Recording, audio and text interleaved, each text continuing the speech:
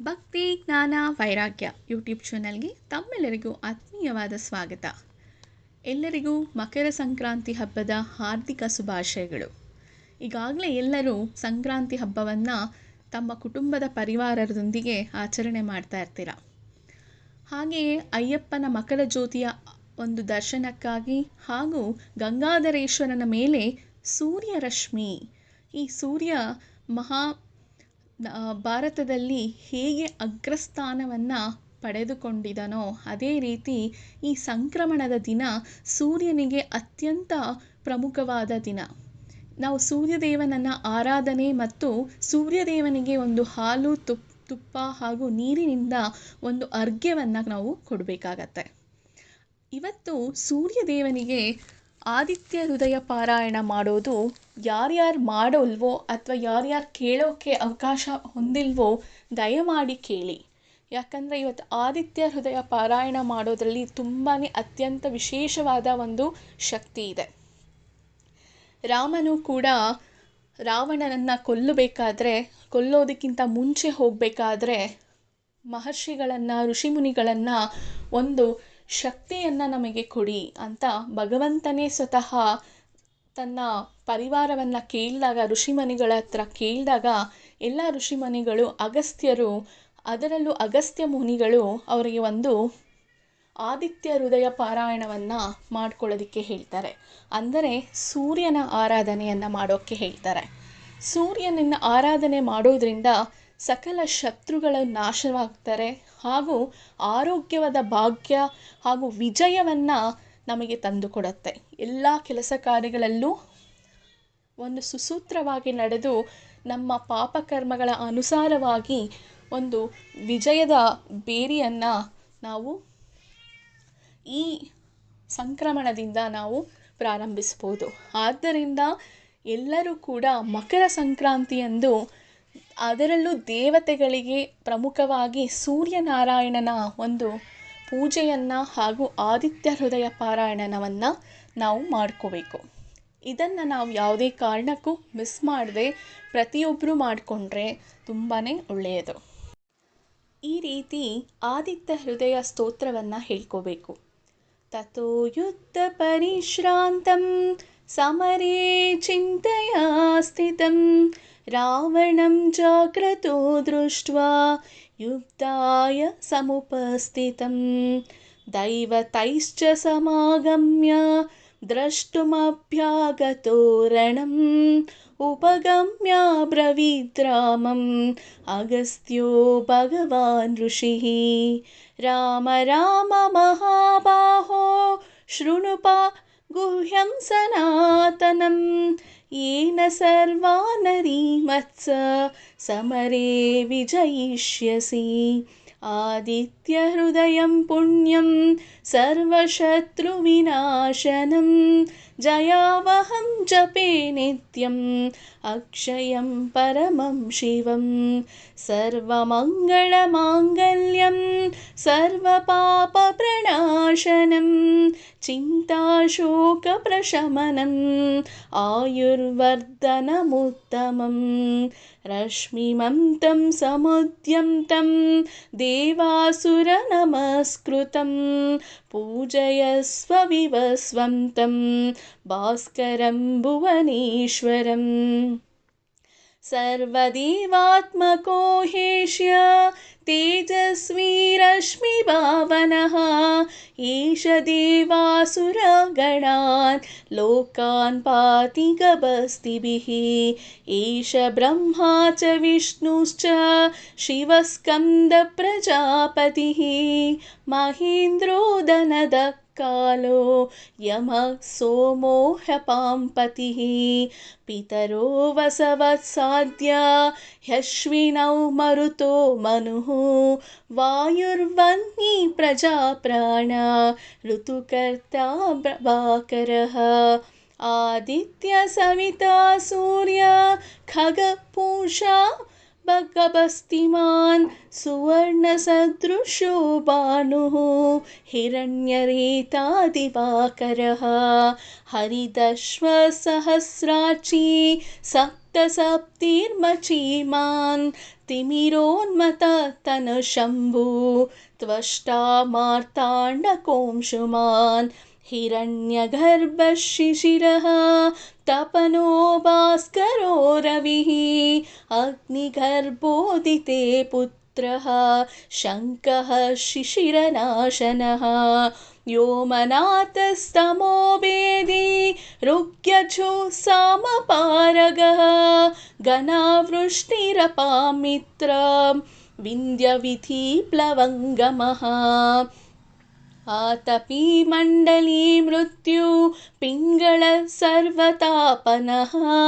कविर्विश्वो महातेज सर्वभवोद्भवः नक्षत्रग्रहताराणाम् अधिपो विश्वभावनः तेजसामपि तेजस्वी द्वादशात्मना नमोऽस्तु ते नमः पूर्वाय गिरये पश्चिमायाद्रायै नमः ज्योतिर्गणानां पतये दिनाधिपतये नमः जयाय जयभद्राय हर्यश्वाय नमो नमः नमो नमः सहस्रांशु आदित्याय नमो नमः नमः उग्राय वीराय सारंगाय नमो नमः नमः पद्मप्रबोधाय मार्ताण्डाय नमो नमः ब्रह्मेशानाच्युतैषाय सूर्यादित्यवर्चसे भास्वते सर्वभक्षाय रौद्राय वपुषे नमः तमोघ्नाय हिमग्नाय शत्रुघ्नाय मितात्मने कृतघ्नघ्नाय देवाय ज्योतिष्यां पतये नमः तप्तचामीकराभाय वाग्नये विश्वकर्मणे नमस्तभोभिविघ्नाय रवये लोकसाक्षिणे नाशयत्येष वैभवूतं तदेव सच्युति सृजति प्रभुः पायत्येष तपत्येष वर्षत्येष गभस्तिभिः एष सुप्तेषु जागर्ते भूतेषु परिनिष्ठितः एष एवाग्निहोत्रं च फलं चैवाग्निहोत्रिणां वेदाश्च क्रतवश्चैव क्रतूनां फलमेव च यानि कृत्यानि ಲೋಕೇಶು ಸರ್ವಯೇಷ ರವಿ ಪ್ರಭುಃ. ಈಗ ಫಲಶ್ರುತಿಯನ್ನು ಓದೋಣ. ಇದರಿಂದ ಆಗುವಂತಹ ಈ ಆದಿತ್ಯ ಸ್ತೋತ್ರದಿಂದ ಆಗಿದಂತಹ ಒಂದು ಫಲಶ್ರುತಿ ಏನಾಗಿದೆ ಎಂಬುದು ತಿಳಿಯುವಂತಹ ಒಂದು ಸ್ತೋತ್ರವಾಗಿದೆ. ಏನಮಾಪತ್ಸು ಕೃಚ್ಛೇಷು ಕಾಂತಾರೇಷು ಭಯೇಷು ಚ ಕೀರ್ತಯನ್ ಪುರುಷ ಕಶ್ಚಿನ್ ನಾವಾದಿಶತಿ ರಾಘವಃ पूजयस्मेनमेकाग्रः देवदेवं जगत्पतिम् एतत् त्रिगुणितं जत्वा युक्तेषु विजयिष्यति. अस्मिन् क्षणे महाबाहो रावणं त्वं वदिष्यसि. एवमुक्त्वा तदागस्त्यो जगमाच यथागतम्. एतच्छ्रुत्वा महातेजा नष्टशोको भवत्तथा धारयामास सुप्रीतो राघव प्रयतात्मवान्. आदित्यं प्रेक्ष्य जत्वा तु परं हर्षमवाप्तवान्. त्रिराचम्य शुचिर्भूत्वा धनुराधाय वीर्यवान्.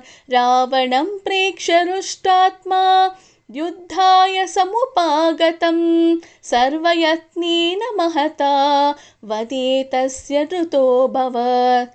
अदरविरवदन्निरीक्ष्य रामं मुदितमना परमं प्रहुष्यमाणः. निशिरचरपति ಕ್ಷಯಂ ವಿದಿತ್ವಾ ಸುರಗಣಮಧ್ಯ ಗತೋ ವಚಸ್ಪತಿರೀತಿ. ಇದಾಗಿತ್ತು ಆದಿತ್ಯ ಹೃದಯ ಸ್ತೋತ್ರ ಹಾಗೂ ಅದರ ಫಲಶ್ರುತಿ.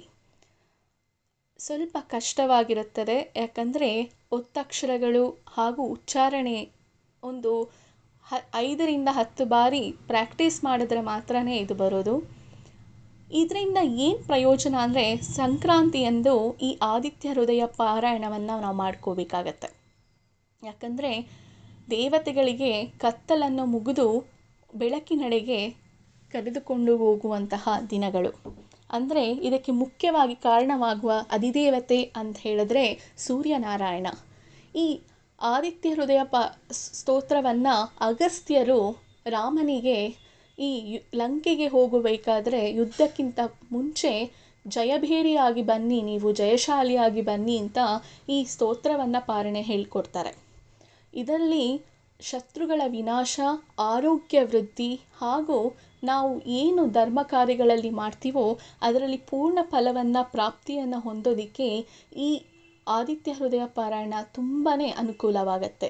ಪ್ರತಿದಿನ ಈ ಸಂಕ್ರಮಣದ ನಂತರ ಪ್ರತಿದಿನವೂ ಇದನ್ನು ಕೇಳೋದ್ರಿಂದ ಆಗುವಂತಹ, ನೀವೇ ಇದನ್ನು 48 ದಿನಗಳ ಕಾಲ ಕೇಳಿ ನೋಡಿ, ನಿಮ್ಮಲ್ಲೇ ಒಂದು ಪರಿವರ್ತನೆ, ಒಂದು ಚೇಂಜಸ್ನ ನೀವು ಕಾಣ್ಕೋಬೋದು. ಆದ್ದರಿಂದ ನಾವು ಸೂರ್ಯದೇವನಿಗೆ ತಪ್ಪದೆ ಸಂಕ್ರಾಂತಿಯಂದು ಅರ್ಘ್ಯವನ್ನು ಕೊಡಬೇಕಾಗತ್ತೆ. ಅರ್ಘ್ಯವನ್ನು ಕೊಡೋ ಪದ್ಧತಿ ಯಾರ ಮನೇಲಾದರೂ ಇಲ್ಲ ಅಂದರೆ ಈ ಆದಿತ್ಯ ಹೃದಯದ ಪಾರಾಯಣ ಮಾಡಿಕೊಂಡು ಅದರ ಅರ್ಥವನ್ನು ತಿಳ್ಕೊಂಡು ಸೂರ್ಯದೇವನಿಗೆ ಒಂದು 21 ನಮಸ್ಕಾರ ಮಾಡೋದ್ರಿಂದನೂ ತುಂಬಾ ಒಳ್ಳೆಯದಾಗತ್ತೆ. ಯಾಕಂದರೆ ಧನುರಾಶಿಯಿಂದ ಮಕರ ರಾಶಿಗೆ ಸಂಚಾರ ಮಾಡೋದ್ರಿಂದ ಸೂರ್ಯದೇವನಿಗೆ ಮೊದಲು ನಾವು ವಂದಿಸಬೇಕಾಗತ್ತೆ. ಅಂದರೆ ಇನ್ನು ಮುಂದೆ ನಮಗೆ ಕತ್ತಲು ಕಮ್ಮಿಯಾಗಿ ಬೆಳಕಿನ ಅವಧಿ ಜಾಸ್ತಿ ಇರುತ್ತೆ. ಅದಾದ ನಂತರ ಪುನಃ ದಕ್ಷಿಣಾಯನ ಕಡೆಗೆ ವಾಲೋದ್ರಿಂದ ಅಲ್ಲಿ ಕತ್ತಲು ಜಾಸ್ತಿ ಇದ್ದು ಚಳಿ ಜಾಸ್ತಿ ಇರೋದ್ರಿಂದ ಆಗಿ ಬೆಳಕಿನ ಒಂದು ಅಭಾವ ಕಡಿಮೆ ಆಗತ್ತೆ. ಅದು ದೇವತೆಗಳಿಗೆ ನಿದ್ರಾವಸ್ಥೆಯನ್ನು ತರುವಂತಹ ದಿನಗಳು. ಈಗ ನಾವು ಬೆಳಕಿನೆಡೆಗೆ ಹೋಗೋದ್ರಿಂದ ಈ ಸೂರ್ಯದೇವನ ಆರಾಧನೆ ಬಹಳ ಮುಖ್ಯವಾಗಿ ಮಾಡ್ಕೋಬೇಕು. ಆದ್ದರಿಂದ ಎಲ್ರಿಗೂ ಸಂಕ್ರಾಂತಿ ಹಬ್ಬದ ಒಂದು ಶುಭಾಶಯಗಳೊಂದಿಗೆ ಈ ಸಂಚಿಕೆಯನ್ನು ಮುಗಿಸ್ತಿದ್ದೀನಿ. ಮುಂದಿನ ಸಂಚಿಕೆಯಲ್ಲಿ ನಾವು ಇನ್ನೊಂದು ವಿಷಯದ ಬಗ್ಗೆ ತಿಳ್ಕೊಳ್ಳೋಣ. ಆದರೆ ಈ ಸ್ತೋತ್ರವನ್ನು ಪಠಿಸ್ಬೇಕಾದ್ರೆ ನಾನೇನಾದರೂ ಒಂದು ತಪ್ಪುಗಳನ್ನೇನಾದ್ರು ಮಾಡಿದರೆ ದಯಮಾಡಿ ಅದಕ್ಕೆ ಕ್ಷಮಿಸಿ. ಇದಾಗಿತ್ತು ಇವತ್ತಿನ ವಿಡಿಯೋ. ಮುಂದಿನ ವಿಡಿಯೋದಲ್ಲಿ ಸಿಗೋಣ. ಅಲ್ಲಿವರೆಗೂ ನಮಸ್ಕಾರ.